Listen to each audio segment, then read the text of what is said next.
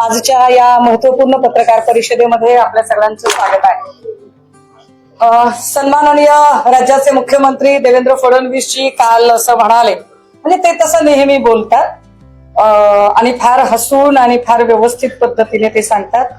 संपूर्ण देशात पेपरफुटीची आणि त्याच्या संबंधाने सगळ्या विद्यार्थी वर्गामध्ये एक संतापाची लाट आहे आणि अशा सगळ्या काळात भाजपच्या पोलिसांचे रोज नवे कारनामे पुढे येत आहेत। पण असं असताना सुद्धा या सगळ्या प्रकरणामध्ये ज्या पद्धतीने खरं तर हे प्रकरण हाताळायला पाहिजे ते हाताळलं जात नाही, हे फार विशेष आहे। आणि उलट राज्याचे मुख्यमंत्री देवेंद्रजी काल असं म्हणाले की सगळ्यात मोठा टीईटी परीक्षा फुटीचा घोटाळा हा ठाकरेंच्या काळात झाला। कदाचित त्यांच्या स्क्रिप्ट रायटरने मुद्दाम चुकीचं लिहिलं असेल किंवा नकळत चुकीचं लिहिलं असेल किंवा बरोबर लिहिलंय परंतु सीएम साहेबांकडनं चुकीचं वाचन झालं असेल। मी जरा करेक्ट केलं पाहिजे की सगळ्यात मोठा टीईटी पेपर फुटीचा जो घोटाळा होता तो ठाकरेंच्या काळात झाला नाही, ठाकरेंच्या काळात उघडकीस आला। मी पुन्हा एकदा रिपीट करते, हा घोटाळा ठाकरेंच्या काळात उघडकीस आला। तो कसा उघडकीस आला आणि या घोटाळ्याला जबाबदार कोण होतं आणि हा घोटाळा नेमका कधी झाला, कोण कोण होतं या सगळ्या साखळीमध्ये जरा बोललं पाहिजे याच्यावर। मंडळी, 19ला आम्ही सत्तेत आलो। आम्ही सत्तेत आल्यानंतर त्यावेळेला तत्कालीन वैद्यकीय शिक्षण मंत्री राजेश टोपेजी होते, विशेष गृहनिर्माण मंत्री जितेंद्र आव्हाड होते आणि गृहनिर्माण खात्याच्या म्हणजे म्हाडाच्या परीक्षा आल्या। म्हाडाचा पेपर निघाला, पेपर होता 12 डिसेंबर 2021ला आणि त्याच्या आदल्या रात्री पोलिसांना एक टीप मिळाली की म्हाडाचा पेपर फुटलेला आहे। जशी पोलिसांना टीप मिळाली, पोलीस जिथे टीप मिळाली आणि ज्याच्या संबंधाने टीप मिळाली त्याच्यापर्यंत पोहोचले। आता तुम्ही म्हणाल मी हे सगळं सांगते याला आधार काय, हे सगळं कपोलकल्पित असू शकतं, तर मी हे आवर्जून सांगितलं पाहिजे की मी जी माहिती सांगते ती नॅशनल सायबर क्राईम केंद्राचं गृह खातं आणि त्यातली त्यात सायबर नॅशनल सायबर क्राईमच्या वेबसाईटवर त्या वर्षातली सगळ्यात बेस्टेस्ट केस स्टडी म्हणून ज्या केस स्टडीला अपलोड केलेलं आहे ती केस स्टडी मी तुम्हाला सांगते की ही पेपर फुटीच्या संबंधातला सगळ्यात मोठा स्कॅम त्या वर्षीचा बेस्टेस्ट स्कॅम म्हणून झाला होता। आणि या संबंधाने त्या अधिकाऱ्याचं नाव सगळ्यात शेवटी सांगते, ज्या अधिकाऱ्याने ही सगळी केस स्टडी केली होती। 12 डिसेंबरच्या आदल्या रात्री कळलं, 11 डिसेंबरला कळलं, 11 डिसेंबरला संबंधित माणसापर्यंत पोहोचले। त्याचं नाव होतं प्रितीश देशमुख। प्रितीश देशमुख हा रेड हँड सापडला, तिथे तो त्याच्या पेन ड्राईव्ह मधनं आणि मोबाईल मधनं तो पेपर वाटत होता, पेपर देत होता लोकांना। ह्याच्या सगळ्या संबंधाने आधी जी माहिती कळली होती ती एका टेलिग्राम ग्रुपवर विद्यार्थ्यांनी शेअर केली की अरे असा एक पेपर फिरत आहे आणि याचा तपास करता करता ही टीप मिळाली। तिथपर्यंत पोलीस पोहोचले।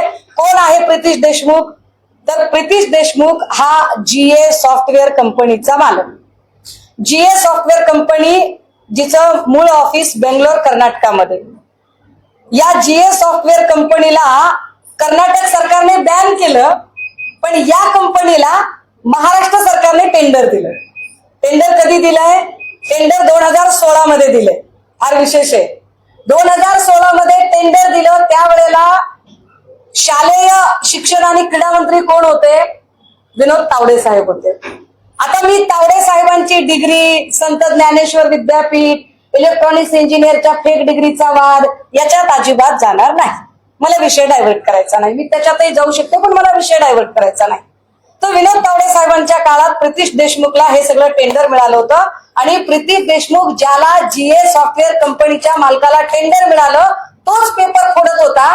त्याला जेव्हा पोलिसांनी ताब्यात घेतलं आणि त्याची चौकशी सुरू केली त्यावेळेला त्या सगळ्या चौकशीमध्ये जी माहिती पुढे आली हे फार इकडे लॅपटॉप मध्ये दाखवण्याच्या ऐवजी मी तुम्हाला या कागदांवरून ती माहिती दाखवते की बघा म्हाडाच्या एका पेपरवरून कुठपर्यंत पोहोचलं हे सगळं प्रकरण। जेव्हा त्याला ताब्यात घेतलं तेव्हा त्याने सांगितलं की मी एकटा नाहीये, मग याच्यात 14 एजंट आहेत। 14 एजंट शोधून काढले गेले. 14 एजंटला शोधल्यावर त्याच्यातल्या 2 एजंटनी सांगितलं आमचं काम फक्त गिराईक आणण्याचं होतं. गिराईक म्हणजे काय, तर जो विद्यार्थी पर पेपर 5 लाख रुपये खर्च करू शकतो असं गिराईक आणायचं काम आमचं होतं. मग मूळ कोण आहे, त्याने सांगितलं याच्यातला शिक्षण क्षेत्रातला तांत्रिक सल्लागार आहे. त्याचं नाव काय, ते म्हणाले तांत्रिक सल्लागाराचं नाव आहे अभिषेक सावरीकर. बघा देवेंद्रजींनी सांगितलं की तुम्ही केलेला आहे घोटाळा. हु इज अभिषेक सावरीकर? देवेंद्रजींची सत्ता होती. विनोद तावडे शालेय शिक्षण क्रीडा मंत्री होते आणि त्या काळामध्ये शिक्षण विभागात तांत्रिक सल्लागार पदावर अभिषेक सावरीकर होता. पोलिसांनी अभिषेक सावरीकरला ताब्यात घेतला. अभिषेक सावरीकर पोपटासारखा बोलायला लागला आणि तो म्हटला मी कुठे एकटा, मैं नहीं छू इसमें, फिर कौन है? त्याने सांगितलं अरे बिहार तिकडे जा, बिहारला जा, युपीला जा, राजस्थानला जा, तिकडे आहेत ही सगळी माणसं. तिकडनं 47 एजंट शोधून आणले वेगवेगळ्या परीक्षेत. आणि हे 47 एजंट जेव्हा शोधून आणले तेव्हा ते म्हणाले हमको क्या पता था साहब, इसमें का जो मेन बॉस है वो आपकेच महाराष्ट्र में है. कोण आहे तो मेन बॉस?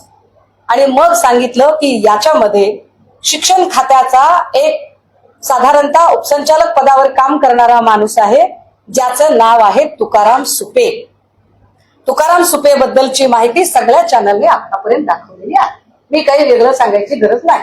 तुकाराम सुपेकडे किती मुद्देमाल सापडला, काय काय सापडलं, त्यावेळेला ज्या माहिती त्याच्याकडे सापडलेल्या होत्या म्हणजे तुकाराम सुपेकडे हस्तगत झालेली की एवढे पैसे त्याने केलं काय, तर साधारणतः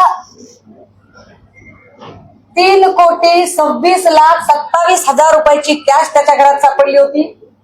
त्याच्याकडे दागिने किती सापडले होते, तर त्यावेळेला त्याच्याकडे जवळपास 97,04,605 रुपयाचे दागिने त्याच्याकडे सापडले होते.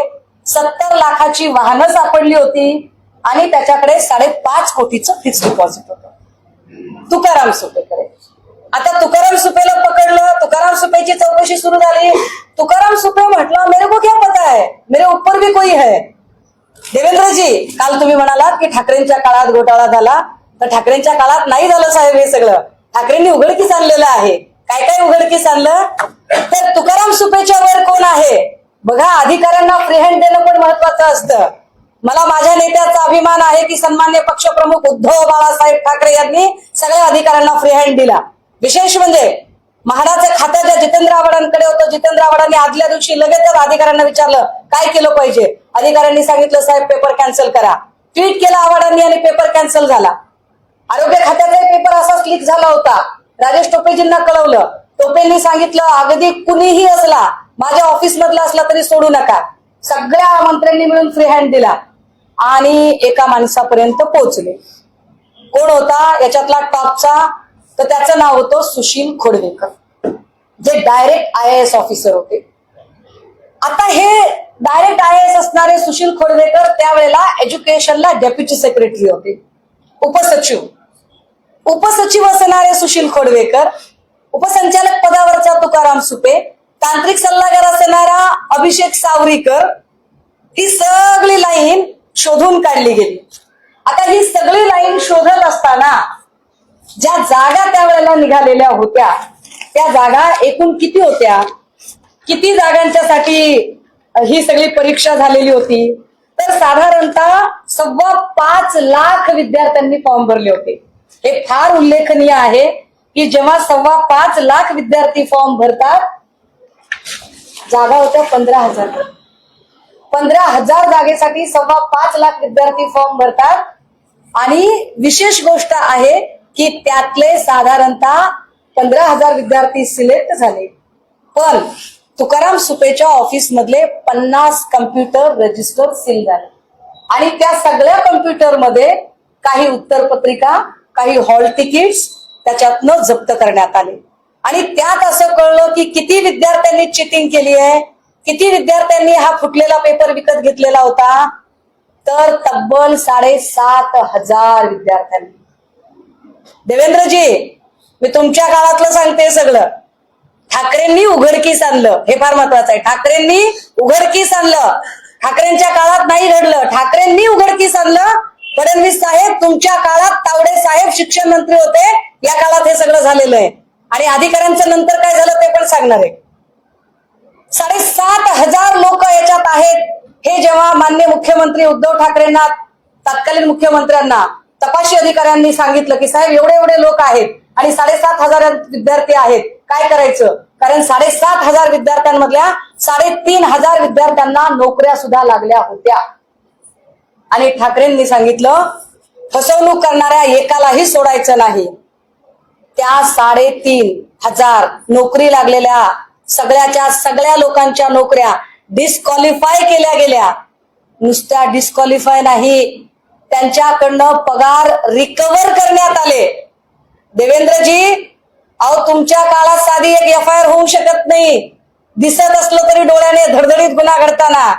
माझा नेता किती पारदर्शक आहे, माझा नेता किती प्रामाणिक आहे की सन्माननीय पक्षप्रमुख उद्धव बाळासाहेब ठाकरे यांनी आपल्या पक्षातल्या सत्तेवर असलेल्या मंत्री पदावर असलेल्या माणसाला सुद्धा सोडलं नाही. कारण या 3,500 लोकांमध्ये ज्यांना नोकरी लागली होती त्यात एक होती मंत्री अब्दुल सत्तार यांची मुलगी, आणि तिलाही सोडलं नाही.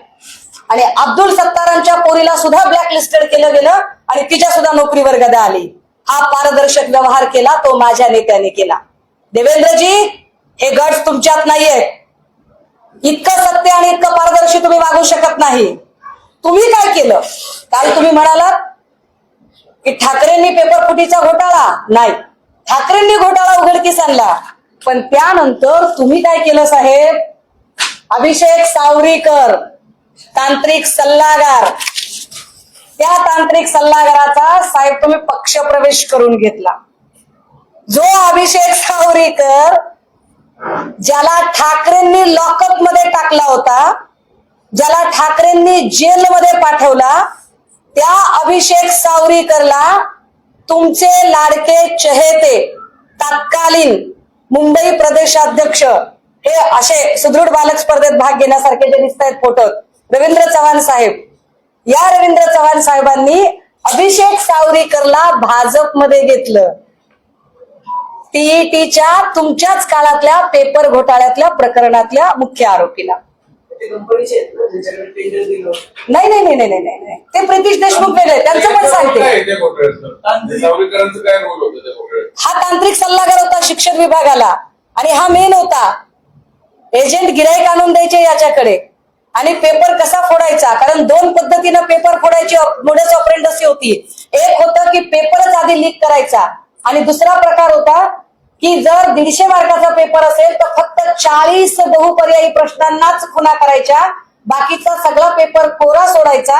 ज्यांचे पैसे येतील त्यांच्या पेपरला ते जे गोल गोल गोळे गोळे करायचे बहुपर्यायी मधला एक पर्याय निवडून, हे काम करण्याचं काम हे याच्याकडे होतं, अभिषेक सावरीकर. आणि हे केसमध्ये आहे, हे ऑन पेपर आहे, हे रेकॉर्डवर आहे. याला तुम्ही भाजपमध्ये घेतला देवेंद्रजी. बरं, ह्याच्यावर ह्याने काय केलं? आता मग तरी गुन्ह्याने खायचं होतं की भाजपने एवढं पवित्र करून घेतलं बाबा, एवढा भ्रष्ट माणूस, याच्या फायली नष्ट केल्या. आता याने नीट वागायचं होतं, पण असं नाही झालं. ह्याला भाजपमध्ये घेतल्यावर आता जो 8 महिन्याखाली मृदा जलसंधारणचा पेपर फुटला, त्याच्यात पुन्हा याचं नाव आलं. देवेंद्रजी, ह्याचं नाव पुन्हा आलंय बरं का. हा, पुढे काय म्हणाला? सुशील खोडवेकर. सुशील खोडवेकर जो सगळ्यांचा मेन बॉस होता, ज्याला ठाकरेंनी सस्पेन्शन केलेलं होतं. तुम्हाला त्याला खरं तर डायरेक्ट IAS चं, मी पण प्रशासकीय अधिकारी म्हणून काम केलंय, त्यामुळे मी समजू शकते की डायरेक्ट IAS ला फार फार तर तुम्ही साईड पोस्ट करू शकता. अरे पण ती साईड पोस्ट करताना तुम्ही असं का केलं नाही की त्याला जरा बाजूला ठेवावं? तुम्ही ते केलं नाही. Dedicated common man, DCM Mane dedicated common man, तुमच्या राज्याचे सन्माननीय उपमुख्यमंत्री श्रीमान एकनाथ संभाजीराव शिंदे यांनी या सुशील खोडवेकरला परत पोस्टिंगवर घेतलं, महत्वाची पोस्ट दिली त्याला. हे पाप तुम्ही केलं, हे पाप तुम्ही केलं देवेंद्रजी. विशेष गोष्ट ह्या सगळ्यांमध्ये मी मगाशी म्हटलं की हे सगळं प्रकरण सांगत असताना मी आपल्याला बरं त्या काळातले जे मंत्री होते म्हणजे 31 ऑक्टोबर 2014 ते 16 जून 2019 तावडे होते. मग तावडेंची डिग्री वगैरे सगळं वादात आलं. ती खरी का खोटी त्याच्यात मी जाणार नाही, पुन्हा पुन्हा सांगते. पण संत ज्ञानेश्वर विद्यापीठाचा काहीतरी घोळ होता. तावडेंची डिग्री काहीतरी फेक असल्याचं काहीतरी माहिती होती. आम्हाला त्याच्यावर आता बोलायचं नाही, त्याच्यावर नंतर कधीतरी बोलेन. त्याच्यानंतर 16 जून 2019 ते 12 नोव्हेंबर 2019 या काळात म्हणजे 5 महिन्याच्या काळात तांत्रिक सल्लागार सावरीकरला नेमकं कोणी नेमलं होतं आणि आता सुशील खोडवे पहिला साईड होता, आता कुठे सुशील खोडवेकर आता एकनाथ शिंदे यांच्याकडे आहे आणि सावरीकर जो होता तो तांत्रिक सल्लागार होता शिक्षण विभागाला त्या काळात. त्याची नेमणूक कोणत्या काळात झाली ते माहित नाही, पण तो या सगळ्या प्रकरणात होता आणि त्याला अटक झाली होती, त्याला जेल झाली होती. तो बाहेर आला. तो बाहेर आल्यानंतर त्याचा पक्षप्रवेश रवींद्र चव्हाण यांनी करून घेतला आणि पक्षप्रवेश झाल्यावरही त्याने गुन्ह्यानं खाल्लं नाही. परत आता 8 महिन्याखालच्या मृदा जलसंधारणच्या परीक्षामध्ये जो पेपर फुटला त्या पेपर फुटीतही हाच पठ्ठ्या होता. ही एक ठरवून मोडस ऑपरेंडसी होती पेपर फोडायची. आता त्याच्यावरती कर्नाटकमध्ये गुन्हा दाखल आहे आणि मला वाटतं मॅटर ज्युडिशियल आहे आता ते. बरं, माझी लिंक तुटेल म्हणून मी जरा पुढे जाते. 16 जून 2019 ते 12 नोव्हेंबर 2019 हा 5 महिन्याचा काळ शिक्षण मंत्री बदलला गेला आणि शिक्षण मंत्री झाले आता तुम्हाला नकोसे असलेले आणि तेव्हा तुम्हाला हवेसे होते ते आशिष शेलार साहेब. 18-19च्या काळातले फुटलेले पेपर आहेत ते आणि 18-19च्या काळात फुटलेल्या पेपरमध्ये सन्मान्य पक्षप्रमुख उद्धव साहेबांनी ह्या सगळ्या अधिकाऱ्यांना फ्री हँड दिला. ह्या सगळ्या अधिकाऱ्यांना फ्री हँड देताना हे जे मी नॅशनल क्राईम मधनं जे काढलंय त्याच्यामध्ये हे फार उल्लेखनीय आहे की ज्या अधिकाऱ्याने हे सगळं केलं, तुम्ही तर म्हणजे तुमच्या काळात तर घोटाळा झालाच झाला, ठाकरेंनी हे सगळं पुढे आणलं. हे सगळं मे 2022 ला सबमिट केलं गेलं. बघा, मे 2022 ला, जूनला अब्दुल सत्तार सकट सगळेजण वाया सुरत गुवाहाटी निघून गेले, सत्ता बदलली. देवेंद्रजी तुम्ही पुन्हा गृहमंत्री झालात, पुन्हा या राज्यामध्ये कायद्याची लक्तरं काढणं सुरू झालं आणि प्रत्येक अधिकाऱ्याला 3 वर्षानंतर इन्क्रीमेंट आणि प्रमोशन सकट जे त्याची ट्रान्सफर ऑर्डर असते, ज्या प्रामाणिक अधिकाऱ्याने काम केलं त्याला तुम्ही ना प्रमोशन दिलं ना काही कुठली शाबासकी दिली. ज्याने केलेला हा सगळा तपास होता, जो तपास सेंट्रल गव्हर्नमेंटने त्या वर्षीची बेस्टेस्ट केस स्टडी म्हणून अवॉर्ड केलं होतं, जी पुरस्कृत केलेली होती, त्या केस स्टडीतल्या अधिकाऱ्यांना तुम्ही काय केलं तर तुम्ही त्या बिचारीला साईड पोस्टिंग, एका डायरेक्ट IPS ऑफिसर असणाऱ्या भाग्यश्री नवटाके इथे दिसत आहेत. या प्रेझेंटेशन मध्ये त्यांचा फोटो दिसतोय. हे प्रेझेंटेशन सेंट्रल गव्हर्नमेंटचं प्रेझेंटेशन आहे, एक पूर्ण केस सॉल्व्ह केल्यानंतरच. आणि या भाग्यश्री नवटाकेंना तुम्ही SRPFच्या ग्रुप कमांडंट म्हणून आधी चंद्रपूरमध्ये टाकलं आणि आता चंद्रपूर मधनं त्यांना गोंदियात टाकलं. मला माहित नाही की आता म्हणजे त्यांनी तरी हे का अन्याय सहन केला ते पण मला माहित नाही. त्या का गप्प बसल्या असतील एवढं सगळं होत असताना, की एवढं चांगलं काम करून त्यांना इतकं पनिश केलं गेलं, यावर त्या का बोलल्या नाहीत. कदाचित त्यांची काही म्हणजे डिसिप्लिन असू शकते. परंतु हे सगळं घडलं आणि हे सगळं घडताना देवेंद्रजी तुम्ही उघड्या डोळ्याने बघत होतात. विशेष या मॅडमना फक्त आणि फक्त तुमच्यापर्यंत गोष्ट, तुमच्यापर्यंत म्हणजे तुमच्या लोकांपर्यंत गोष्ट पोचते म्हटल्यावर यांना पनिश करण्यात आलं. यांना पनिश करण्यामध्ये तत्कालीन पोलीस महासंचालक रश्मी शुक्ला यांचा फार मोठा हात होता. रश्मी शुक्लांचं प्रकरण पुन्हा कधीतरी बोलूया, मला विषय अजिबात डायव्हर्ट करायचा नाही. पण भाग्यश्री नवटाके या अतिशय प्रामाणिक पोलीस अधिकाऱ्याला जो फ्री हँड ठाकरेंनी दिला होता, देवेंद्रजी, मृदा जलसंधारणचा आत्ता पेपर फुटलेला आहे, तुम्ही त्या प्रकरणात किंवा आत्ता महाराष्ट्रातल्या कुठल्याही प्रकरणात एका तरी पोलीस अधिकाऱ्यांना हा फ्री हँड देऊ शकता का? तर त्याचं उत्तर नाही असं आहे. त्यामुळे याच्यावर तुम्ही अजिबात न बोललेलं बरं. आता तुम्ही विचार. मार्च 2022 मध्ये साधारण 4,000 पानांची चार्जशीट जी आहे ती फाईल केली टीईटीच्या घोटाळ्यात. अगदी. सगळ्यात खूप नाव आहे. आणि विशेष या केस स्टडी मधली बघा, ही तारीख बघा, याचं प्रेझेंटेशन जे नॅशनल लेवलला झालंय, टीईटी एक्झाम 2018 आणि 19. तर हे टीईटी एक्झाम 2018 आणि 19 ज्याची प्रक्रिया साधारणतः 16 पासून सुरू होते, कंत्राट देण्यापासून, हे सगळंच्या सगळं काम 2018 आणि 19 हे सगळं काम देवेंद्रजी तुम्ही सत्तेत असताना, तुम्ही गृहमंत्री असताना झालंय. याचा अजून एक अर्थ होतो देवेंद्रजी, की जेव्हा जेव्हा तुम्ही गृह खातं हातात घेता तेव्हा तेव्हा या राज्यात कायदा नावाची गोष्ट अस्तित्वात राहत नाही.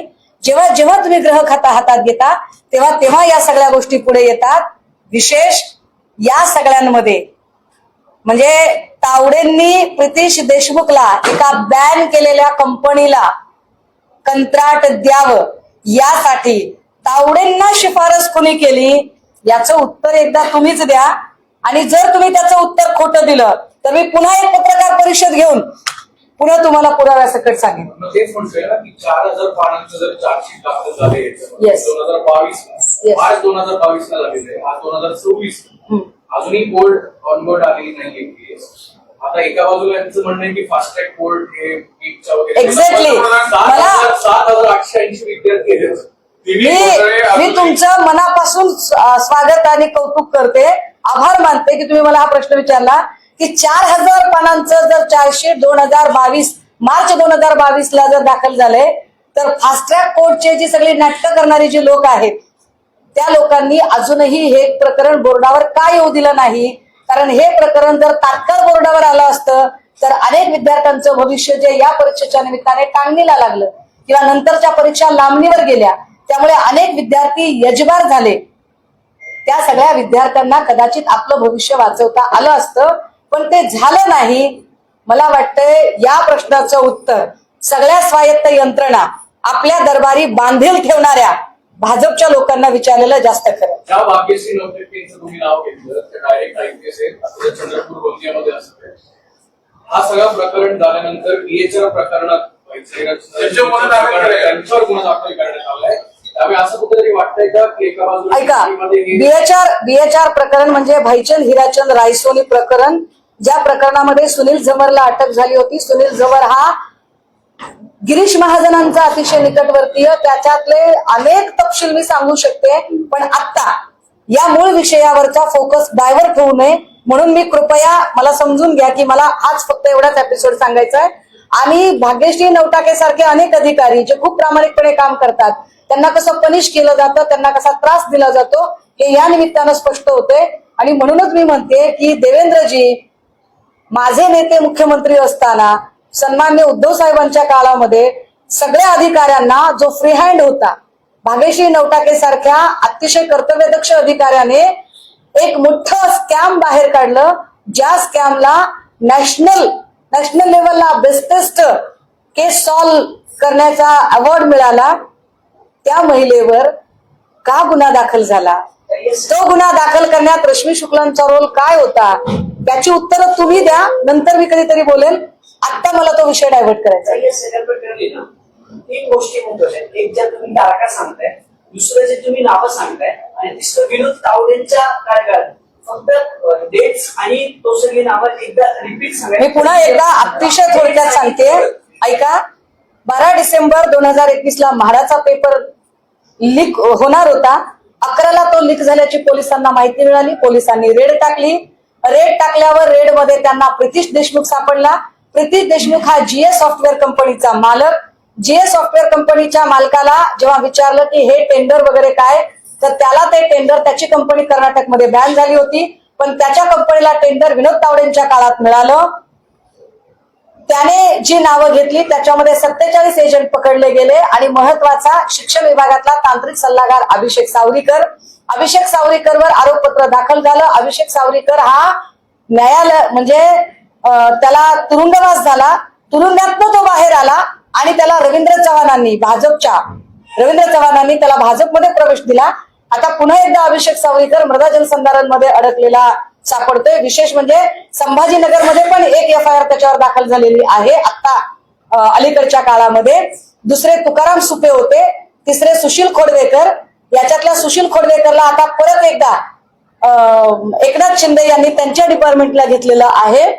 म्हणजे जो एक मोठा पेपर फुटीचा घोटाळा सन्मान्य पक्षप्रमुख उद्धव साहेबांनी बाहेर काढला, नुसता बाहेर काढला नाही तर याच्यात अधिकाऱ्यांना इतका फ्री हँड दिला की त्यांच्याच पक्षाचे मंत्री अब्दुल सत्तारांची मुलगी सुद्धा चिटिंग करून पास झाली हे लक्षात आल्यानंतर आणि पोलिसांनी हे लक्षात आणून दिल्यानंतर कुणालाही सोडू नका असं सांगत त्या 3,500 विद्यार्थी जे ब्लॅक लिस्टेड केले, जे नोकरीला लागले होते, त्यात अब्दुल सत्तारांची सुद्धा एक मुलगी होती. ओके, याच्यावर आता याला डायव्हर्ट नका नको. त्याच काळात सगळे अधिकारी ज्यांनी घोटाळे बाहेर काढले त्या सगळे साईड पोस्टिंगला आहेत. अमिताभ असतं तर ते भाग्यश्री नौकरी तुम्ही सांगितलं असतं, दगडू हक्के असतं, ज्यांनी तिन्ही परीक्षा घोटाळे बाहेर काढले ते सगळ्यात. ह्याच्यात फार विशेष आहे की ठाकरेंच्या काळात ज्या अधिकाऱ्यांना फ्री हँड मिळाला आणि ज्या अधिकाऱ्यांनी सगळी केस स्टडी केली आणि हा स्टॅम्प बाहेर काढला त्या सगळ्यांना भाजपच्या काळात त्यांना पनिश केलं गेलं, त्यांना साईड पोस्टिंग देण्यात आली. आणि विशेष जे या प्रकरणातले आरोपी होते त्यांना मात्र भाजपच्या काळात सन्मानाच्या जागा मिळाल्या आणि भाजपने स्वतःमध्ये सामावून घेतलं. भाजपच्या वॉशिंग मशीन मधनं अभिषेक सावरीकर धुवून स्वच्छ बाहेर काढला आणि रवींद्र सावरीकर आणि त्याला परत एकदा भाजपमध्ये घेतलं गेलं. अधिकारी सुशील खोडवेकरला सुद्धा वॉशिंग मशीन मधनं बाहेर काढलेलं आहे. ही सगळी अधिकारी विनोद तावडे शिक्षण मंत्री असतानाच नेमलेली होती का? नाही, असं म्हणता येणार नाही. कारण बघा याच्यामध्ये खोडवेकर हे डायरेक्ट IAS ऑफिसर आहेत, तुकाराम सुपे हे मला वाटतं MPSC थ्रो आहेत आणि तांत्रिक सल्लागार असणारा जो माणूस आहे तो क्लिनिकल मधला माणूस होता, सावरीकर जो होता तो. पण यांच्या नियुक्त्या कधी कधी झाल्या होत्या ते नाही, परंतु ह्याच्यातलं जे कंत्राट आहे प्रतीश देशमुखचं, जे मेन गोष्ट आहे ते कॉन्ट्रॅक्ट मात्र तावडेंच्याच काळात मिळालं होतं आणि ती कंपनी बॅन असताना ते कॉन्ट्रॅक्ट दिलं. ते कॉन्ट्रॅक्ट तावडेंनी का दिलं? दुर्गेश पाटील नावाच्या माणसाचं कॉन्ट्रॅक्ट का नाकारलं? दुर्गेश पाटीलची सुद्धा कंपनी या क्षेत्रात काम करत होती. याच्यातली अनेक नावं मी सांगू शकते. मला जरा देवेंद्रजींची कमेंट ऐकायला आवडेल. त्यांची कमेंट आली की उद्या माझी पत्रकार परिषद अजून एक झालीच म्हणून समजा. मुंबईत काल जे काल जो आंदोलन झालं या प्रकरणातला ज्या महिलेचा विनयभंग केलेला आहे याच्यामध्ये देवेंद्र फडणवीसजी, तसेच विधान परिषद उपसभापती अहिरजी आणि राज्यपाल महोदय या 4ही लोकांना मी काल मेल टाकले होते. त्याच्यातनं आणि काही अधिकाऱ्यांकडनं जेव्हा माहिती मिळाली त्याच्यानुसार हा जो माणूस आहे हा कॉन्स्टेबल असल्याचं कळतंय आणि हा काय म्हणतात त्याला मिल्स स्पेशल नावाची जी पोलिसांमधली जी एक शाखा असते मिल स्पेशल म्हणून, त्या मिल स्पेशल मधला हा कॉन्स्टेबल असल्याची माहिती मिळत आहे. पण तरी सुद्धा याच्यात अजून माहिती मिळवली जाईल. आता यावर भाजपचे जे काही बोलघेवडे आहेत देवेंद्रजींच्या भाषेत त्यांनी प्रतिष्ठित केला शब्द भाडेकेटर, भोंकणेवाले वगैरे. तर देवेंद्रजी जसं सांगतात तसे त्यांच्या पक्षातले जे भोंकणेवाले आहेत ते असं म्हणतात की तो पोलीस नव्हता. तर माझा पुढचा प्रश्न, जर तो पोलीस नव्हता तर देवेंद्रजी, जर तो पोलीस नव्हता तर देवेंद्रजी तुमच्या इतकी सक्षमता नाही का तुमच्या खात्यामध्ये की तुमच्या खात्याने हे सगळं निपटावं? तुम्हाला भाड्याचे टट्टू घेण्याची गरज का पडते? हा कुठला भाड्याचा टट्टू उचलून आणला होता ज्याने एका महिलेचा विनयभंग केला? याचं उत्तर देवेंद्रजींनी द्यावं. तसंच पोलीस अधिकाऱ्याचा व्हिडिओ आहे, राज ठाकरेंनी उद्धव ठाकरेंनी तो व्हिडिओ प्रेसमध्ये दाखवलाय, पण त्यांनी मेल केलाय. सांगळे नावाचा जो पोलीस अधिकारी होता त्याच्यावर तातडीने जेव्हा आम्ही सगळ्यांनीच टीकेची जोड उडवली त्यावेळेला सांगळेचं सस्पेन्शन झालेलं आहे. काही रात्री ते वामकुक्षचं उपोषण सोडवलं गेलं. ऐका ना, माझा विषय डायव्हर्ट होईल याच्यातनं. मी बोलेन आपल्याला याच्यावर.